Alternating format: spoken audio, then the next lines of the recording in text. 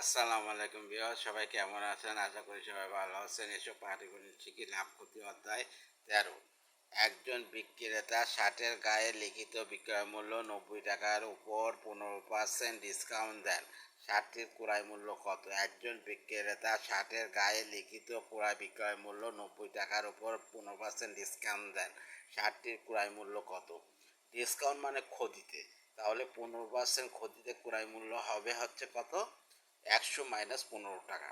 Discount মানে হচ্ছে ক্ষতি, ডিসকাউন্ট মানে কমে যাওয়া। তো হ্যাঁ, ডিসকাউন্ট তো মালিকের থেকে ক্ষতি হচ্ছে। তাহলে 15% ডিসকাউন্টে লিখিত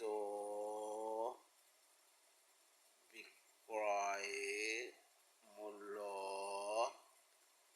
100 টাকা হলে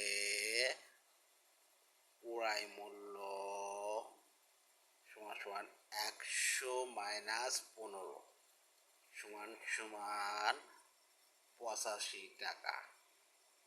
তাহলে আমরা এখানে লিখতে পারি, এখানে লিখিত মূল্য 100 টাকা হলে ক্রয় মূল্য 85 টাকা লিখতে পারি। এবার ওই নিয়ম, লিখিত মূল্য 1 টাকা হলে ক্রয় মূল্য 85 মাইনাস ভাগ 100 টাকা। যেহেতু 1 টাকায় হচ্ছে কমে যাবে, ক্রয় মূল্য কমবে, অতএব ওই নিয়ম অনুযায়ী সমান সমান এবার হচ্ছে 90 টাকা। তাহলে গুণ হয়ে যাবে 90 টাকা সমান সমান 85 ইন্টু 90, এটা গুণ করেছি 100 টাকা সমান সমান বাই ক্যাল। হ্যাঁ, তাহলে এটা কেটে যায়, তাহলে এইটা আর এইটা, তাহলে হচ্ছে হয় 2 আর 5, তাহলে 5 5 5 1 5 17।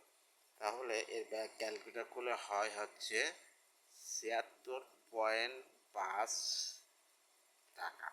এ হচ্ছে বাই ক্যাল। হ্যাঁ, ক্যালকুলেশন করলে হয় 76.5 টাকা। অ্যান্সার ক্রয় মূল্য 76.5 টাকা। তাহলে এই অঙ্কটা আবার বুঝিনি। একজন বিক্রেতা শার্টের গায়ে লিখিত বিক্রয় মূল্য 90 টাকার উপর, এটা হচ্ছে বিক্রয় মূল্য, উপর 15% ডিসকাউন্ট দেয়, তাহলে হচ্ছে 15% ক্ষতি হয়।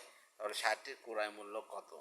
তাহলে 15% ক্ষতিতে ক্রয় মূল্য হবে হচ্ছে, যেটা আমরা লাভ ক্ষতির সূত্র অনুযায়ী জানি, ক্ষতি হলে বিয়োগ হয় আর লাভ হলে যোগ হয় ক্রয় মূল্যের সাথে। ক্রয় মূল্য হচ্ছে ডিপেন্ড করে, কোনো অঙ্ক লাভ ক্ষতির উপরে ক্রয় মূল্য ডিপেন্ড করে। লিখিত বিক্রয় মূল্য 100 টাকা হলে ক্রয় মূল্য 100 মাইনাস 85 টাকা। এখানে লিখিত মূল্য 100 টাকা হলে ক্রয় মূল্য 85 টাকা।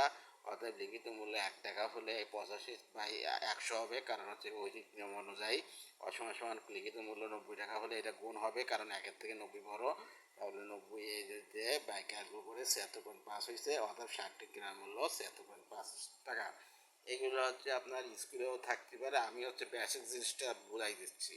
এটা হচ্ছে আপনার চাকরির ভাইবা বলেন, বা প্রাইমারি স্কুলের বা মাধ্যমিক স্কুলের শিক্ষক নিয়োগের পরীক্ষা বলেন, এবং বিসিএসের পরীক্ষা বলেন, সর্বক্ষেত্রে যে অঙ্কগুলো করা হচ্ছে সেগুলো প্র্যাকটিস করবেন। প্র্যাকটিস ছাড়া শুধু দেখে গেলে হবে না, খাতায় লিখে নেবেন, নোট করবেন, তাহলে আপনার অঙ্ক আত্মস্থ হবে এবং আপনি বুঝতে পারবেন।